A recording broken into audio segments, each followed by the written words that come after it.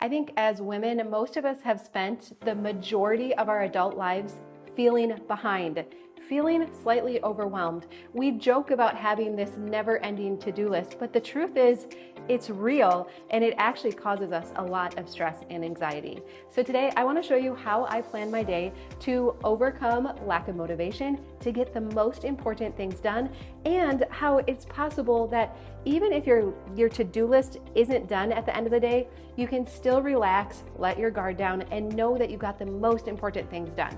I'm going to share that with you today. I saw this quote recently and it really stuck with me. It said, "The bad news is time flies. The good news is you're the pilot." And I think often we start to feel like we're not actually in control of our time and sometimes even our life.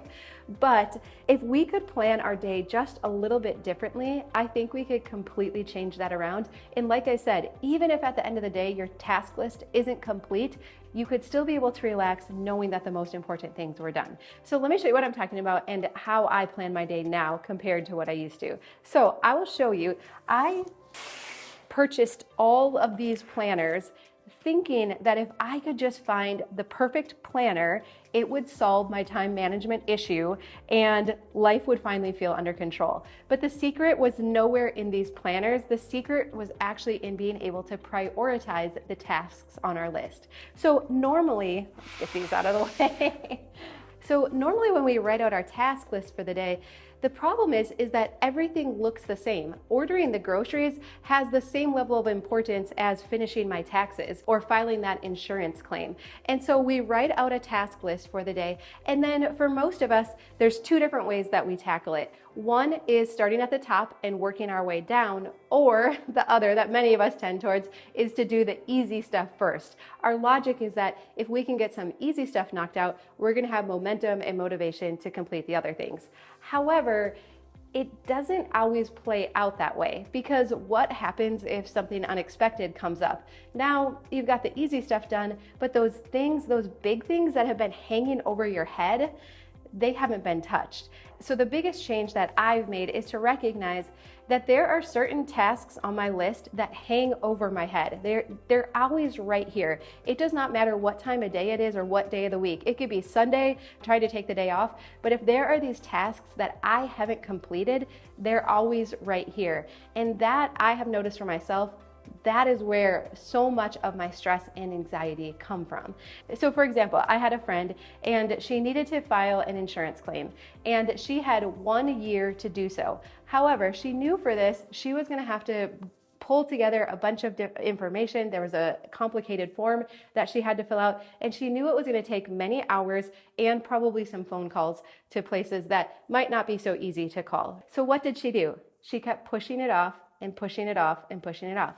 What's the problem though? Even though she might have completed the other things on her task list, like order groceries and call the dentist, this other big thing was still hanging out here. And that's what was really stressing her out. So if you've heard any of my time management or productivity videos before, you've heard me talk about frog projects. There's a book called Eat That Frog. And in it, the author proposes that these big tasks that hang over our head, that they're like frogs that we have to eat. And what he says is that if on our task list for today is to eat a frog, literally eat a frog, that we would want to do that first thing in the morning, get it off our task list so that it's not continuing to hang over our head all day. Because what does that do? It deteriorates our quality of life. Like I said, it could be Sunday afternoon, it could be right when you're trying to fall asleep at night. All of these times when you don't want to be thinking about an insurance claim, it's popping into your mind, making it so that it's very hard to enjoy our present reality and the good things that are going on around us. So personally, that has been the biggest change to how I make my task list. So now when I am writing out my list of things for today, I put the frog projects at the very top. So again, let's pretend we have an insurance claim to file. It's outside of our wheelhouse and it's going to be not enjoyable, right? Now, here's the thing with the frog projects. I don't have to complete the whole thing today, but what is one thing that I could do for it? Is there one phone call I could make in regards? Could I just pull up the form and tell myself I'm going to work on it for 10 minutes and then after that I can be done? What this does is it helps us to feel like we're making progress on these tasks. And it's keeping the frog in proper proportion, because here's the other thing you need to know about frogs is that they grow over time. Now for my friend, she had a whole entire year to file this claim, but guess when it was that we were talking? The very last couple weeks that she had to do so. Now this frog that might have started out this big has grown into this huge, ugly toad. And the stress and the anxiety that go along with it have grown proportionately as well. And this is where we start to get really hard on ourselves, because we think if I would have just done this back in January, I would have plenty of time to do so and it wouldn't have to be such a big deal. And we beat ourselves up, and most of us have lost confidence in ourselves and our ability to manage our time and to be productive. And then what things we start telling ourselves?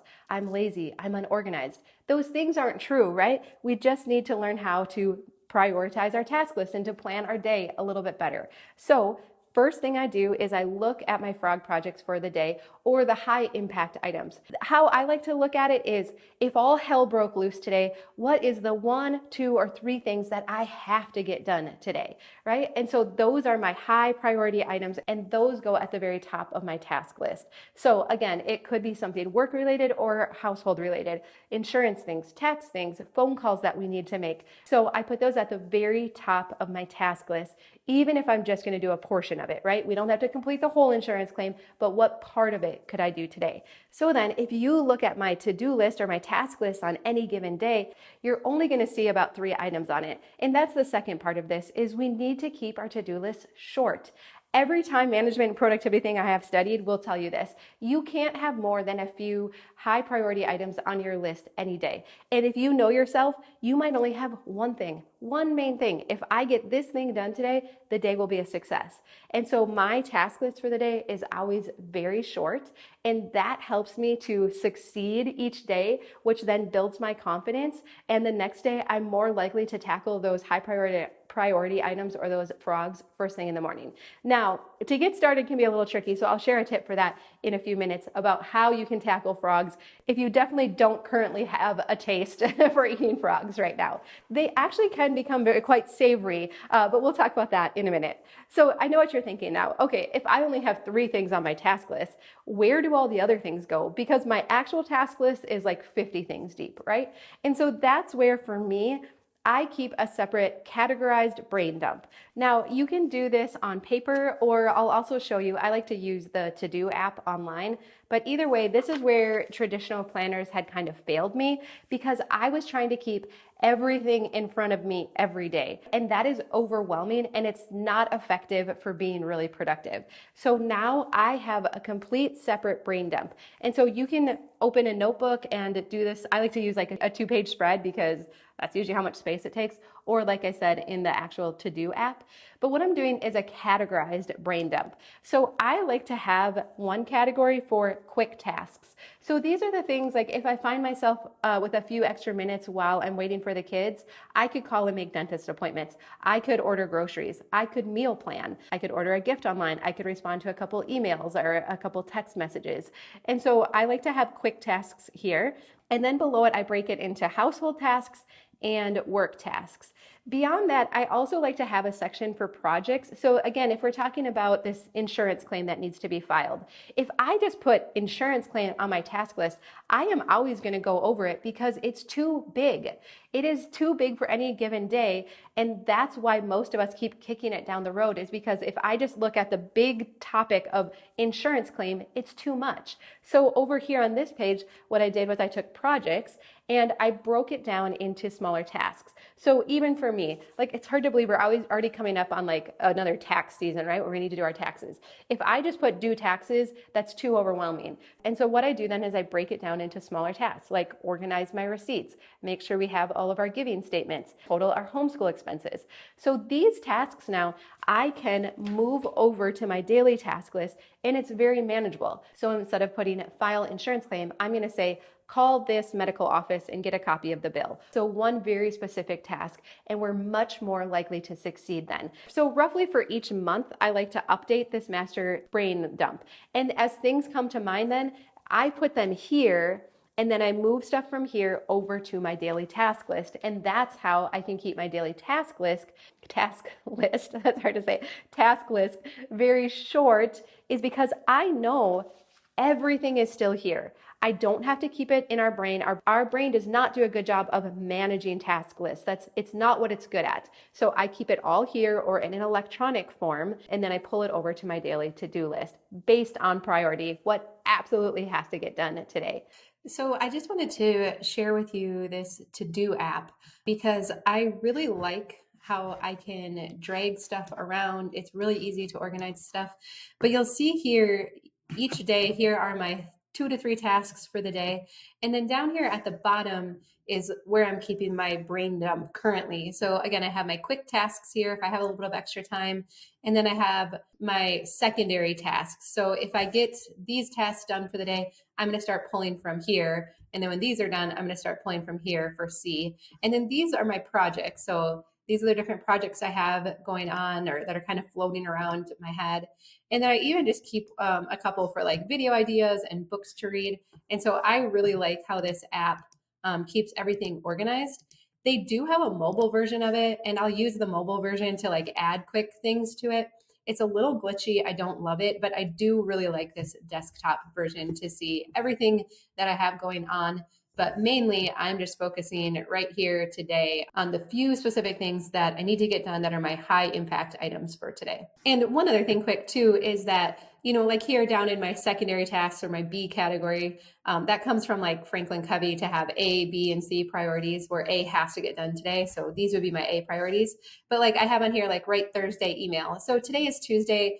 It's still not an A priority, but by tomorrow, if I still haven't gotten to it, and that's why it's kind of like at the top of my B priorities, then for sure tomorrow it would become one of my A, and I might like move this over to the next day or move it down to B items. So again, I still try to only have 3 on here, but you'll see too how stuff moves up in priority based on the deadline or when it's due or the consequence if it's not done.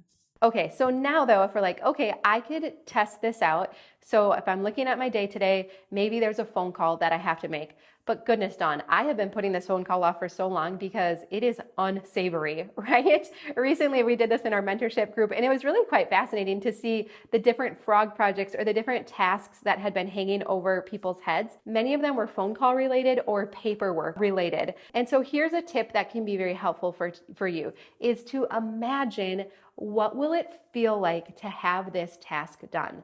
So I don't know when you're watching this, but right now we're heading into Christmas. It's the week before Christmas. How would it feel Christmas Day to have this big, ugly frog project off of my list? How would that feel? Even if I only had a part of it done, again, it's going to shrink that frog back down to proper size. I'm going to get into it. I'm going to realize this isn't as bad as I thought it was going to be. And I'm going to have a game plan then for moving forward.